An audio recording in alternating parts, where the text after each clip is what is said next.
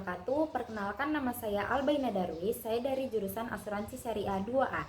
Di sini saya akan mempresentasikan tugas dari mata kuliah Etika Akademik dengan dosen pengampu Ibu Intan Azhar ME. Nah, di video sebelumnya saya sudah menjelaskan tentang etika, moral, dan akhlak. Dan di video kali ini saya akan menjelaskan tentang tugas dan tanggung jawab para cendekiawan. Tentang tanggung jawab, ilmuwan ini pernah ramai di jagat intelektual kita setelah terbitnya buku Edward Said, yaitu dengan penulis yang melejit dengan karya orientalisme. Apa sih yang disebut dengan cendekiawan? Cendekiawan adalah orang yang memiliki sikap hidup yang terus-menerus meningkatkan kemampuan berpikirnya untuk mengetahui atau memahami secara keseluruhan. Diskusi tentang intelektual dan politik atau cendekiawan dan politik adalah suatu politik yang menarik untuk dibicarakan. Tidak saja dalam konteks Indonesia tetapi juga dalam konteks dunia. Akan ada kesempatan bersama tentang pentingnya peran intelektual atau cendekiawan di dalam kehidupan sosial, ekonomi, dan politik. Sejarah dalam peradaban manusia menunjukkan bahwa kemunculan kaum intelektual merupakan faktor yang menentukan dalam pembentukan dunia modern. Di dunia kita sendiri terbukti dengan pengalaman Indonesia. Kehadiran dan juga kelangsungan hidup negara-negara baru untuk sebagian diletakkan sebagai tanggung jawab moral yang besar untuk selalu ditampil ke depan sebagai pencari dan pembela kebenaran. Roy Ehrman menguraikan beberapa penjelasan tentang makna cendekiawan di dalam bukunya, yaitu cendekiawan antara budaya dan politik. Seymour Martin mengutip, orang-orang yang memandang cendekiawan sebagai orang-orang yang menciptakan, mendistribusikan, dan membudayakan. Goldthorpe mengusulkan agar para cendekiawan dilihat sebagai service class, suatu kelas sosial yang keberadaannya adalah untuk melayani suatu kekuatan konservatif dalam masyarakat barat yang terindustrialisasikan. Ditentukan oleh fungsi pendidikan dan fungsi pelayanannya di antara modal dan pekerja.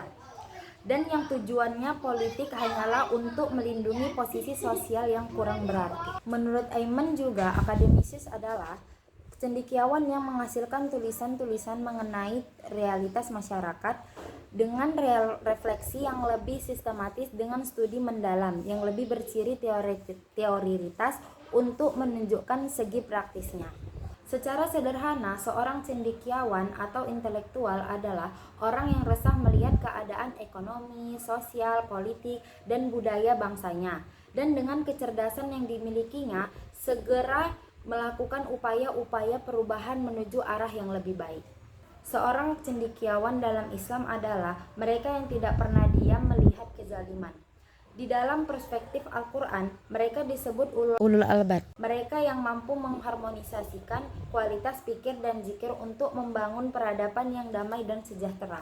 Antonio Gramsci, seorang sastrawan, pernah menuliskan, setiap orang dapat mengatakan semua manusia adalah intelektual, tetapi tidak semua orang dalam masyarakat memiliki fungsi intelektual. Masih merujuk kepada Gramsci, fungsi intelektual dalam masyarakat dapat dilihat dari dua sisi. Yang pertama, apa yang disebut sebagai intelektual tradisional semacam guru, ulama, dan para administrator yang secara terus-menerus melakukan hal yang sama di generasi ke generasi.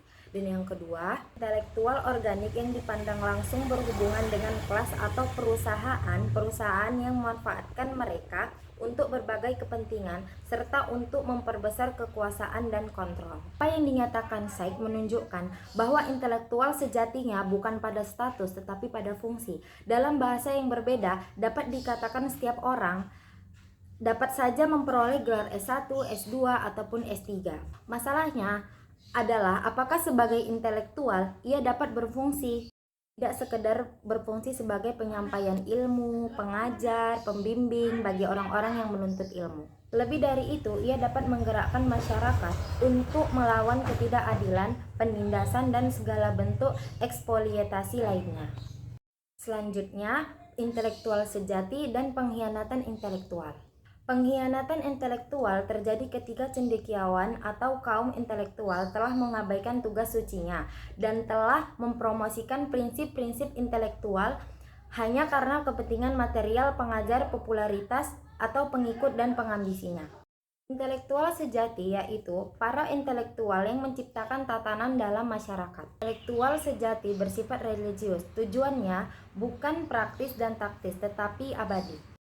Dalam faktanya, tidak semua intelektual berada di jalur kebenaran dengan istiqomah. Intelektual yang tetap berjuang pada aras kebenaran dan harus menelan kepahitan hidup. Kembali ke diskusi awal, apa sesungguhnya peran intelektual atau cendekiawan itu?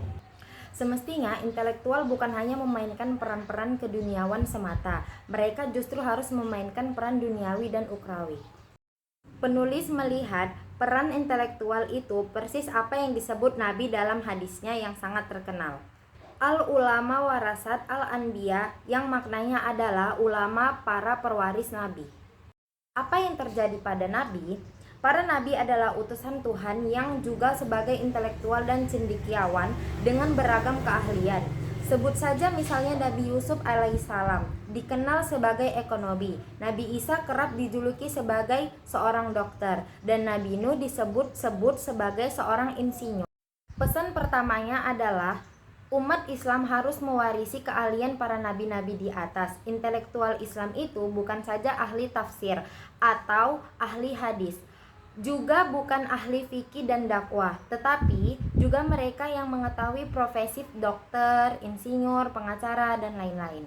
Kesimpulannya adalah inteligensia atau cendekiawan itu adalah mereka yang berjejak di bumi, baur, berinteraksi, dan mampu merasakan dan memahami persoalan yang dihadapi masyarakat. Mereka dengan kemampuan intelektualnya, penguasaan ilmu dan teknologi bekerja keras untuk dapat memecahkan persoalan-persoalan tersebut dan sekaligus memberi solusi terbaik. Pada titik inilah cendekiawan telah memainkan peran pentingnya dalam kehidupan masyarakat. Sekian dari saya. Assalamualaikum warahmatullahi wabarakatuh.